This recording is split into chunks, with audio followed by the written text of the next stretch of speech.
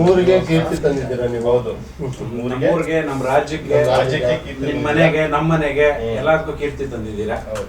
ಇವ್ರು ನಮ್ಮಪ್ಪ Manjunath D L ಅಂತ, ಅಮ್ಮ ಮಂಜುಳಾ ಡಿ. ಇವರಿಬ್ಬರು ನನಗೆ ತುಂಬ ಸಪೋರ್ಟಿವ್ ಆಗಿದ್ದರು. ಇವತ್ತು ಏನೇ ರಿಸಲ್ಟ್ಸ್ ಬಂದಿದೆ ಅದಕ್ಕೆ ಕಾರಣ ಇವರೇನೆ. ನನಗೆ ಅಪ್ಪನೇ ಆಗಲಿ ಅಮ್ಮನೇ ಆಗಲಿ ಓದು, ಇಷ್ಟು ಓದ್ತಾನೆ ಇರಬೇಕು ನೀನು, ನಮ್ಗೆ ಇಷ್ಟೇ ರಿಸಲ್ಟ್ ಬೇಕು ಆ ಥರ ಏನೂ ಡಿಮ್ಯಾಂಡ್ ಮಾಡ್ತಿರ್ಲಿಲ್ಲ. ನಿಂಗೆ ಎಷ್ಟು ಬರುತ್ತೆ ಅಷ್ಟು ಬರಲಿ, ನಾನೇ ಆಗಲಿ 1 ಮಾರ್ಕ್ಸ್ ಹೋಯ್ತು ಈ ಥರ ಹೋಗುತ್ತೆ, ಇವತ್ತು 2 ಮಾರ್ಕ್ಸ್ ಹೋಯ್ತು ಆ ಥರ ಏನು ಹೇಳ್ತಿದ್ರು, ಹೋದ್ರೆ ಹೋಗುತ್ತೆ ಬಿಡು, 1 ಮಾರ್ಕ್ಸ್ ಅಷ್ಟೇ ಅಲ್ವಾ, ನಾಳೆ ಚೆನ್ನಾಗಿ ಮಾಡು, ಹಿಂದಿನ ಬಿಟ್ಟಾಕ್ಬಿಡ್ಬೇಕು, ನಾಳೆದಕ್ಕೆ ಚೆನ್ನಾಗಿ ಮಾಡಬೇಕು ಅಂತ ಈ ಥರ ಪಾಸಿಟಿವಿಟಿ ತುಂಬ್ತಿದ್ರು ನನಗೆ. ಇವರಿಬ್ಬರು ನನಗೆ ಸಪೋರ್ಟಿವ್ ಆಗಿದ್ದರಿಂದ ನನಗೆ ಅದು ಸಕ್ಸಸ್ ಕಡೆಗೆ ಹೋಗೋದಕ್ಕೆ ತುಂಬ ಹೆಲ್ಪ್ ಆಯಿತು. ಇನ್ನು ಮುಂದೆನೂ ಅಷ್ಟೇ CA ಜಾಯ್ನ್ ಆಗು, ಎಲ್ಲಾದರೂ ಜಾಯ್ನ್ ಆಗು, ಎಲ್ಲರೂ ಹೋಗೋ, ನಾವು ಕಳ್ಸೋಕ್ಕೆ ರೆಡಿ ಇದ್ದೀವಿ. ನಿಮ್ಮ ಸೇಫ್ಟಿ ನೀವು ಅವರೂ ಅಷ್ಟೇ ಸೇಫ್ಟಿನೇ ನೋಡ್ತಾರೆ. ಸೊ ನೀವು ಒಳ್ಳೆ ದಾರಿ ಹಿಡಿಬೇಕು ಅನ್ನೋದು ಅವರಲ್ಲಿದೆ. ಎಜುಕೇಷನ್ ಅವರು ಕೊಡ್ಸೋಕ್ಕೆ ರೆಡಿ ಇದ್ದಾರೆ. ನನ್ನ ಮಗಳು ರಾಜ್ಯಕ್ಕೆ ಪ್ರಥಮ ಸ್ಥಾನ ಬಂದು ಅಂದ ತಕ್ಷಣ ತುಂಬ ಖುಷಿಯಾಗೋಯ್ತು. ಫಸ್ಟು ಯೋಚನೆ ಮಾಡಿದೆ ಏನು ಹೇಳ್ತಿದ್ದಾರೆ ಅಂತ, ಒಂದು 5 ನಿಮಿಷ ಕನ್ಫ್ಯೂಸ್ ಆಗೋಯ್ತು ನನಗೆ. ಆಮೇಲೆ ಫುಲ್ ಖುಷಿ ಆಗೋಯ್ತು. ಫುಲ್ ನೆನ್ನೆಯಿಂದ ಫುಲ್ ಖುಷಿಲೇ ಇದ್ದೀವಿ. ಏನು ಸಂತೋಷ ಅಂದರೆ ನನ್ನ ಮಗಳು ಫಸ್ಟ್ ರ್ಯಾಂಕ್ ಬಂದ್ಲು ಅನ್ನೋ ಒಂದು ಖುಷಿಗಿಂತ ನನಗೆ ಹಳೆ ಸ್ನೇಹಿತರು, ಹಳೆ ಫ್ರೆಂಡ್ಸು, ರಿಲೇಟಿವ್ಸು ಮತ್ತು ನಮ್ಮ ಸುತ್ತಮುತ್ತ ಇರೋ ಸಮಾಜ ಸೇವಕರು ಪ್ರತಿಯೊಬ್ಬರು ಫೋನ್ ಮಾಡ್ತಾಯಿದ್ದಾರೆ, ನಿಮ್ಮ ಮಗಳು ತಾಲೂಕು ಅಲ್ಲ, ಜಿಲ್ಲೆ ಅಲ್ಲ, ರಾಜ್ಯಕ್ಕೆ ಫಸ್ಟ್ ರ್ಯಾಂಕ್ ಬಂದಿದ್ದಾಳೆ, ನಮ್ಗೆ ತುಂಬ ಖುಷಿಯಾಗೋಯ್ತು. ನಮಗೆಲ್ಲ ಒಂದು ಕೀರ್ತಿ, ಸಂತೋಷ. ನಮ್ಮ ಪರಿಚಯದ ಹುಡುಗಿ, ಅದು ನಮ್ಮ ಪಕ್ಕ ಇರೋ ಹುಡುಗಿ, ನಮ್ಮ ಸ್ನೇಹಿತರ ಮಗಳು ಫಸ್ಟ್ ರ್ಯಾಂಕ್ ಬಂದಿದ್ದಾರೆ ಅಂತ ಎಲ್ಲ ಖುಷಿ ಪಟ್ಬಿಟ್ರು. ಆ ಖುಷಿ ನನಗೆ ಡಬ್ಬಲ್ ಆಗೋಯ್ತು. ತುಂಬ ಸಂತೋಷ ಆಗೋಯ್ತು. ನಾನು ಹೇಳೋದು ನನ್ನ ಮಗಳಿಗೆ ಇಷ್ಟೇ, ಅವ್ರಿಗೆ ಕೊಟ್ಟಿರೋ ಖುಷಿ ನಮಗೆ ನಮ್ಮ ಲೈಫ್ ಟೈಮ್ ಇರಬೇಕು. ಅಂದರೆ ನೀನು ಮುಂದೆ ನೀವು ಮಾಡಿರೋದು ಇದೇ ಮುಗ್ದೋಯ್ತು ಅಂದ್ಕೋಬಾರ್ದು, ಕಷ್ಟ ಬಿದ್ದು ಓದಬೇಕು. ಇದು ನಿಂದು ಎಂಡಲ್ಲ, ಸ್ಟಾರ್ಟು. ತುಂಬ ಚೆನ್ನಾಗಿ ಓದಬೇಕು, ಏನಾರು ಒಂದು ಸಾಧಿಸ್ಬೇಕು. ಈಗ ಫಸ್ಟ್ PU SSLCಲಿ ಮುಂಚೆ ನಮ್ಮ ಕಾಲದಲ್ಲಿ SSLC ಪಾಸ್ ಆದರೆ ಏನೋ ಒಂದು ಸಂಪಾದನೆ ಮಾಡಿರ್ತಾರೆ, ಗ್ರೇಟು, ಆಗೋಯ್ತು ನಮ್ಮದು ಅನ್ನಂಗಿತ್ತು. ಅವತ್ತು SSLC ಮಾಡೋದೇ ಒಂದು ದೊಡ್ಡ ಕಷ್ಟ.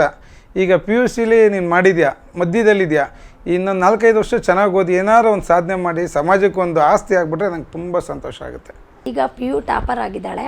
ಈಗ ನೆಕ್ಸ್ಟು CA ಫೈನಲಲ್ಲಿ ಇಂಡಿಯಾ ರ್ಯಾಂಕ್ ಬರಲಿ ಅಂತ ಆಶಿಸ್ತೀನಿ. ಅವಳು ನನ್ನ ಬಿಟ್ಟಿರ್ತಾನೆ ಇರಲಿಲ್ಲ. ಅವ್ರ ದೊಡ್ಡಮ್ಮನ ಹತ್ರ 3 ವರ್ಷ ನಾನು ಬಿಟ್ಟಿದ್ಲು. ಇವಾಗ ಮತ್ತೆ 2 ವರ್ಷ ಹೋಗಿ ಕಾಲೇಜ್ ಅಷ್ಟೆಲ್ಲ ಹೋಗಿ ನಾನು ಬಿಟ್ಟು ಎಜುಕೇಷನ್ ಮಾಡಿದ್ಲು. ಅವಳು ಎಫರ್ಟು ತುಂಬ ಹಾಕಿದ್ರಿಂದ ಒಳ್ಳೆ ರಿಸಲ್ಟ್ ಬಂತು. ತುಂಬ ಖುಷಿ ಆಗ್ತಾಯಿದೆ. ಕಾಲೇಜ್ ಲೆಕ್ಚರರ್ಸ್ಗೆ ತುಂಬ ಥ್ಯಾಂಕ್ಸ್ ಹೇಳಬೇಕು.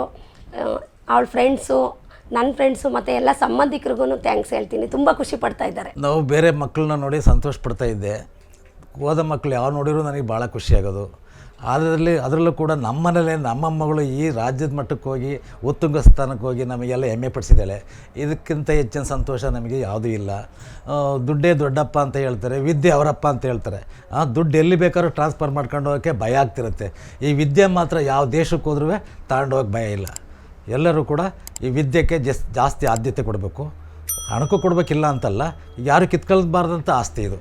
ಇವಳು ಇನ್ನು ಇದಕ್ಕಿಂತ ಹೆಚ್ಚಾಗಿ ಚೆನ್ನಾಗಿ ಓದಿ ಮುಂದಿನ ನಮ್ಮ ರಾಷ್ಟ್ರ ಮಟ್ಟದಲ್ಲಿ ನಮ್ಮ ದೇಶಕ್ಕೆ, ನಮ್ಮ ರಾಜ್ಯಕ್ಕೆ, ನಮ್ಮ ದೇಶಕ್ಕೆ ಮತ್ತು ಪ್ರಪಂಚದಲ್ಲೂ ಕೂಡ ಇವಳನ್ನ ಗುರುತಿಸಿದ ರೀತಿಯಲ್ಲಿ ನೋಡಬೇಕು ಅಂತ ನಮ್ಮ ಆಸೆ ಇದೆ.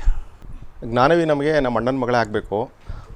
ನಿನ್ನೆ ನಮಗೆ ಈ ವಿಷಯನ ಕೇಳಿದಾಗ ಇಡೀ ಎಷ್ಟು ಖುಷಿ ಆಯಿತು ಅಂತಂತಂದರೆ, ಕರ್ನಾಟಕ ರಾಜ್ಯಕ್ಕೆ ಅದು ವಾಣಿಜ್ಯ ವಿಭಾಗದಲ್ಲಿ 600ಕ್ಕೆ 597 ಮಾರ್ಕ್ಸನ್ನು ತೆಗೆದು ಇಡೀ ರಾಜ್ಯಕ್ಕೆ ಹೆಸರು ತಂದಿದ್ದಾಳೆ. ಹಾಗೆ ಎಲ್ಲ ಇಡೀ ಒಂದು ಸೊಸೈಟಿಗೆ ಒಂದು ಒಳ್ಳೆಯ ಹೆಸರನ್ನು ತಂದಿದ್ದಾಳೆ. ಹಾಗಾಗಿ ಅವಳು ಇವಾಗ ನೆಕ್ಸ್ಟು CA ಮಾಡಬೇಕು ಅಂತ ಅಂದ್ಕೊಂಡಿದ್ದಾಳೆ. ಇದೇ ರೀತಿ CAನಲ್ಲೂ ಕೂಡ ಆಲ್ ಇಂಡಿಯಾ ರ್ಯಾಂಕಿಂಗ್ ಬರಲಿ ಅಂತ ನಾನು ಆಶಿಸ್ತೀನಿ. ಮತ್ತು ನನಗೂ ಒಬ್ಬಳು ಮಗಳಿದ್ದಾಳೆ, ಅವಳನ್ನೂ ಸಹ ಇದೇ ರೀತಿ ಓದಿಸ್ಬೇಕು ಅಂತ ನನಗೂ ತುಂಬ ಖುಷಿಯಾಗಿದೆ. ಅವರು 3 ಜನ ಮಕ್ಕಳು ನಮ್ಮ ಅಣ್ಣನಿಗೆ, ಅವರು ಸಹ ತುಂಬ ಚೆನ್ನಾಗಿ ಓದ್ತಾ ಇದ್ದಾರೆ. ಅವರು ಸಹ ಅವ್ರ ಭವಿಷ್ಯ ಮುಂದೆ ಸುಖದಾಯಕವಾಗಿರಲಿ ಅಂತ ಆಶಿಸ್ತೀನಿ.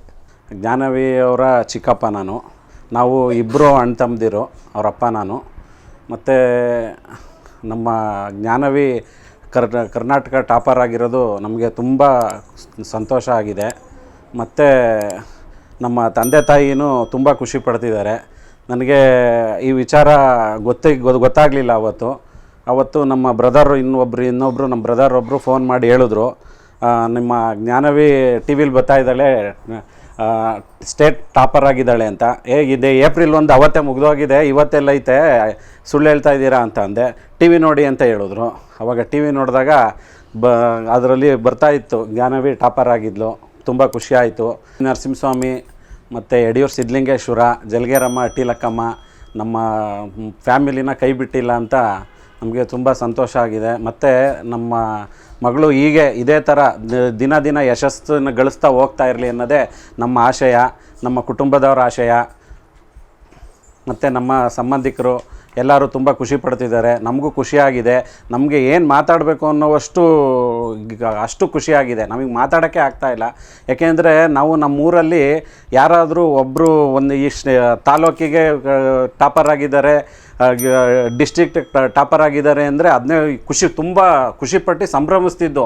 ಇವತ್ತು ನಮ್ಮ ಮಗಳು ಇಡೀ ಕರ್ನಾಟಕ ಟಾಪರ್ ಆಗಿದ್ದಾಳೆ ಅಂತ ಕೇಳ್ತಾ ಇದ್ದರೆ ಇದು ನಿಜನೋ ಸುಳ್ಳೋ ಕನಸೋ ನನಸೋ ಅಂತ ಒಂದೂ ಗೊತ್ತಾಗ್ತಾ ಇಲ್ಲ. ಅಷ್ಟು ಖುಷಿ ಆಗ್ತಾ ಇದೆ ನಮಗೆ ಅವಳು ಯಾವಾಗಲೂ ಇದೇ ಥರ ಇರಲಿ, ಅವಳು ಹಿಂಗೆ ಬೆಳೀತಾ ಇರಲಿ, ಅವಳ ಆಸೆಗಳೆಲ್ಲ ಪೂರೈಸಲಿ ಅನ್ನೋದೇ ನಮ್ಮ ಆಶಯ.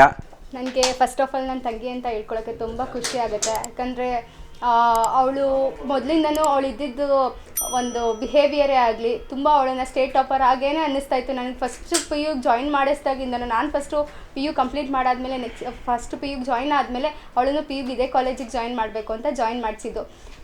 ಅವಳನ್ನು ಇದೇ ಕಾಲೇಜಿಗೆ ಸೇರಿಸಿದ್ರೆ ಅವಳ ಟ್ಯಾಲೆಂಟು ಕೂಡ ಇಂಪ್ರೂವ್ ಆಗುತ್ತೆ. ನೆಕ್ಸ್ಟು ಅವಳಿಗೊಂದು ಐಡೆಂಟಿಫಿಕೇಷನ್ ಅಂತ ಇರುತ್ತೆ ಅಂತ ಅನ್ನಿಸ್ಬಿಟ್ಟು ಅವಳನ್ನ ಅದೇ ಕಾಲೇಜಿಗೆ ಜಾಯಿನ್ ಮಾಡಿಸಿದ್ದು. ಅವಳ ಬಿಹೇವಿಯರು ತುಂಬ ಯಾವ ಥರ ಅಂತ ತುಂಬ ಡಿಸಿಪ್ಲಿನ್ ಅನ್ನೋದು ಮೇಯ್ನು ಚೆನ್ನಾಗಿತ್ತು ಅವಳಿಗೆ. ಸ್ಟಡೀಸ್ ವಿಷಯದಲ್ಲೇ ಆಗಲಿ ಬೇರೆದೇ ಆಗಲಿ ಯಾವ್ಯಾವ ಟೈಮಲ್ಲಿ ಏನೇನು ಮಾಡಬೇಕು ಅದನ್ನೇ ಮಾಡ್ತಾಯಿದ್ಲು. ಸೊ ಅವಳ ಡಿಸಿಪ್ಲಿನ್ ಅವಳಿಗೆ ಹೆಲ್ಪ್ ಮಾಡ್ತು ಅನಿಸುತ್ತೆ. ಕನ್ಸಿಸ್ಟೆಂಟಾಗಿ ಸ್ಟಡಿ ಮಾಡ್ತಾಯಿದ್ಲು, ಎಫೆಕ್ಟಿವ್ ವರ್ಕ್ ಮಾಡಿದ್ಲು. ಅದು ಫೈನಲಿ ಚೆನ್ನಾಗಿದೆ, ಪ್ರೂವ್ ಆಯಿತು. ಅವಳ ಎಫರ್ಟ್ಗೆ ಒಂದು ಏನಂದರೆ ವ್ಯಾಲ್ಯೂ ಸಿಗ್ದಂಗೆ ಆಯಿತು. ಬಟ್ ಅವಳು ನನ್ನ ತಂಗಿ ಅಂತ ಹೇಳ್ಕೊಳಕ್ಕೆ ತುಂಬ ಖುಷಿ ಆಗುತ್ತೆ. ಇವಾಗ ರಿಸಲ್ಟ್ ಅನೌನ್ಸ್ ಆಗಿದ ತಕ್ಷಣ ತುಂಬ ಖುಷಿ ಆಯಿತು. ನನ್ನ ಫ್ರೆಂಡ್ ಸರ್ಕಲ್ ಎಲ್ಲರೂ ಮೆಸೇಜ್ ಮಾಡಿದ್ರು ನಿಮ್ಮ ಅಕ್ಕಂಗೆ ಕಂಗ್ರ್ಯಾಟ್ಸ್ ಹೇಳು ಅಂತ. ಫುಲ್ ಅಂದರೆ ಫುಲ್ ಖುಷಿಯಾಗಿದ್ರು ಎಲ್ಲರೂ. ಮತ್ತು ನನ್ನ ಫ್ರೆಂಡ್ಸ್ ಕೂಡ ಎಲ್ಲರೂ ನಮ್ಮ ಜ್ಞಾನವೇಕ ಬಂದಿದ್ದಾರೆ, ನಮ್ಮ BGS ಮಾಡಲ್ ಪಬ್ಲಿಕ್ ಸ್ಕೂಲಿಂದನೂ ಎಲ್ಲ ಫ್ರೆಂಡ್ಸೂ ಮೆಸೇಜ್ ಮಾಡ್ತಾಯಿದ್ರು. ಮತ್ತು ನಾನು ಇವಳು ತುಂಬ ಚೆನ್ನಾಗಿದ್ವಿ ಮನೇಲಿದ್ದಾಗಂತೂ. ಯಾವಾಗಲೂ ನಮ್ಮ ಆರ್ಟ್ ಜರ್ನಿಲಿ ನನ್ನ ಜ್ಞಾನವಿ ನಾನು ಇಬ್ಬರು ಚೆನ್ನಾಗಿರ್ತಿದ್ವಿ. ಜ್ಞಾನವಿ ಕ್ಲಾಸ್ 10th ಮತ್ತು 9th BGS ಮಾಡಲ್ ಪಬ್ಲಿಕ್ ಸ್ಕೂಲಲ್ಲಿ ಮಾಡುವಾಗ ನಮ್ಮ ಸ್ಕೂಲಲ್ಲಿ ಆಪ್ಷನ್ಸ್ ಇತ್ತು, ಸೈನ್ಸು, ಕಾಮರ್ಸು ಮತ್ತು ಮ್ಯಾಥ್ಸು, ಎಕನಾಮಿಕ್ಸ್ ಅಂತ ಇದ್ದಾಗ ಜ್ಞಾನವಿ ಕಾಮರ್ಸು ಮತ್ತು ಎಕನಾಮಿಕ್ಸ್ ಕಾಂಬಿನೇಷನಲ್ಲಿ ತೊಗೊಂಡು. ಆಗಿಂದ ನಾನು ಇವಳು 9th ಮಾಡುವಾಗ ನಾನು ಆಲ್ರೆಡಿ ಒಂದು 6thಲ್ಲಿದ್ದೆ. ನನಗೆ ಅನ್ಸೋದು ನಮ್ಮ ಅಕ್ಕ ಸೈನ್ಸ್, ಕಾಮರ್ಸ್, ಎಕನಾಮಿಕ್ಸ್ ತೊಗೊಂಡಿದ್ದಾಳೆ, ನಾನು ಮುಂದೆ ಒಂದಿನ ಅದನ್ನೇ ತೊಗೋಬೇಕು. ಯಾಕೆಂದರೆ she was making a path for me. Later ಅವಳು ಕಾಮರ್ಸ್ ಎಕನಾಮಿಕ್ಸ್ ತೊಗೊಂಡು ಟೀಚರಿಂದ ಒಳ್ಳೆ ಗುಡ್ ನೇಮ್ ತೊಗೊಂಡು. ನಾನಂತೂ 9th ಬಂದಾಗ ನಾನು ಕಾಮರ್ಸ್ ಎಕನಾಮಿಕ್ಸ್ ತೊಗೊಂಡು ನೀನು ಜ್ಞಾನವಿ ತಮ್ಮನ, ಹಾಗಾದರೆ ಬಾ ನೀನು ಚೆನ್ನಾಗೇ ಮಾಡ್ತೀಯಾ ಅಂತ ಅನಿಸುತ್ತೆ ಅಂತಂದರು. ನಾನು ಅಷ್ಟೇ ಚೆನ್ನಾಗಿ ಅವಳ ಹೆಸರನ್ನು ಉಳಿಸ್ತಾ ಬಂದೆ. 9th 10th ಕಾಮರ್ಸಲ್ಲಿ ಚೆನ್ನಾಗಿ ಮಾಡಿದೆ, ಕಾಮರ್ಸ್ ಎಕನಾಮಿಕ್ಸು. ಮತ್ತು ಈಗ ಫಸ್ಟ್ PUಗೂ ಕೂಡ ನಾನು ಜ್ಞಾನವಿ ಸೇರಿದ ಕಡೆನೇ ವಿದ್ಯಾನಿಧಿಗೆ, ನಮ್ಮ ದೊಡ್ಡಕ್ಕ ಮೇಘನ ಅವ್ರು ಸೇರಿದ ಕಡೆನೇ ಹೋಗ್ತಾ ಇದ್ದೀನಿ ವಿದ್ಯಾನಿಧಿಲಿ. ಅವ್ರು ತೊಗೊಂಡಿದ್ದ ಥರನೇ SCBA ತೊಗೊತಾ ಇದ್ದೀನಿ ಕೋರ್ಸಸ್ಸು. ಹಾಗೆ ಅವ್ರು ಪಾತ್ ಮಾಡಿಕೊಡ್ತಾ ಇದ್ದಾರೆ. ಅವ್ರು ಹೇಗೆ ನಡೀತಾರೋ ನಾನು ಅವರಿಂದನೇ ನಡೀತಾ ಬರ್ತೀನಿ.